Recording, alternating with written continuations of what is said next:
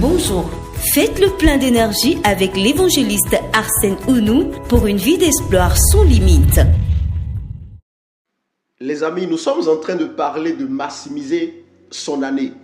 Maximiser son année revient également à être conscient de ce que la vie est spirituelle avant d'être physique. La vie est spirituelle avant d'être physique. Je le répète encore, la vie est spirituelle avant d'être physique. Bien-aimés dans le Seigneur, notre exemple favori, c'est Jésus-Christ. Et lorsque nous voyons Jésus dans sa mission sur la terre, lorsque nous voyons Jésus dans la poursuite de ses objectifs sur la terre, c'était quelqu'un qui entretenait sa spiritualité. La Bible nous renseigne que Jésus allait souvent à la montagne la nuit pour prier. Vous voyez, il allait à la montagne la nuit pour prier. Pourquoi est-ce qu'il le faisait? Il le faisait parce qu'il devrait entretenir sa spiritualité. Communiquer avec Dieu, communiquer avec son Père pour télécharger la volonté de son Père, anticiper sur ses journées, anticiper sur ses sorties, anticiper sur ses temps de croisade et ainsi de suite. Donc, vous et moi, nous ne pouvons pas parler d'atteindre les objectifs. Nous ne pouvons pas parler de poursuivre une vision. Nous ne pouvons pas parler de maximiser notre année en négligeant le spirituel. Bien aimé, le spirituel est important. Écoutez ceci. Peu importe le domaine dans lequel vous avez envie d'exceller au cours d'une année, d'accord? Vous allez avoir des obstacles sur le chemin. Vous allez avoir des oppositions.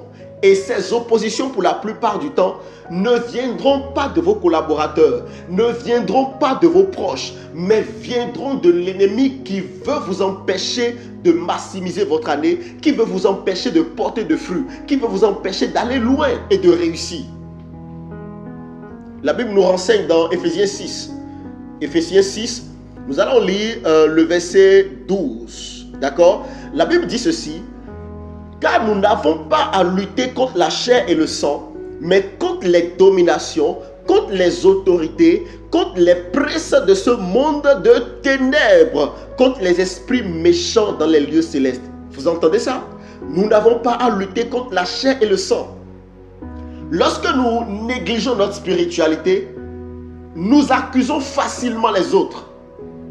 Alors que pour la plupart du temps, c'est des gens qui ont été manipulés dans le spirituel pour faire obstacle à ce que nous sommes en train de faire.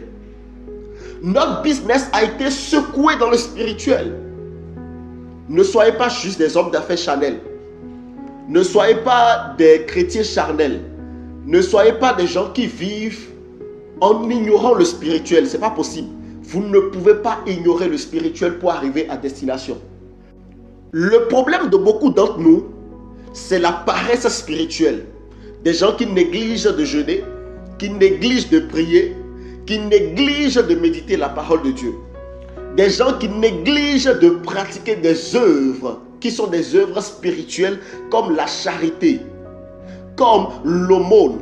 Donc, il y a tellement de choses que vous devez faire pour entretenir votre spiritualité. Sans ça, vous ne pouvez pas aller loin. Vous savez, la plupart des gens que vous voyez réussir dans la vie là, il y en a plusieurs qui sont à l'église. Mais la plupart d'entre eux qui vont loin, c'est des gens qui ne négligent pas la spiritualité. Si lui-même néglige, sa femme ne néglige pas. Si elle-même néglige, son homme ne néglige pas. C'est des gens qui ne négligent pas le spirituel. Demandez, ils vont vous parler. Et ceux qui sont de l'autre côté, qui sont dans le monde, c'est des gens qui font des affaires ou encore qui fonctionnent avec une spiritualité des ténèbres. Personne ne monte au hasard. Personne ne monte en négligeant la spiritualité. Ce n'est pas possible. Vous ne pouvez pas y arriver. Ma prière pour vous ce matin, c'est que le Seigneur vous accorde la grâce de concilier le spirituel et le physique pour arriver à destination, pour maximiser et fructifier votre année. Ce sont les deux qui vont de pair. Je prie que le Seigneur vous fortifie et que partout où vous avez de la faiblesse spirituelle, que le Seigneur vous accorde la grâce de devenir fort spirituellement. Partout où vous avez la paresse spirituelle, que le Seigneur vous accorde la grâce de vous réveiller et de faire ce qu'il faut faire pour pouvoir être également un homme spirituel, une personne spirituelle dans vos affaires, dans vos activités au quotidien, au nom puissant de Jésus-Christ.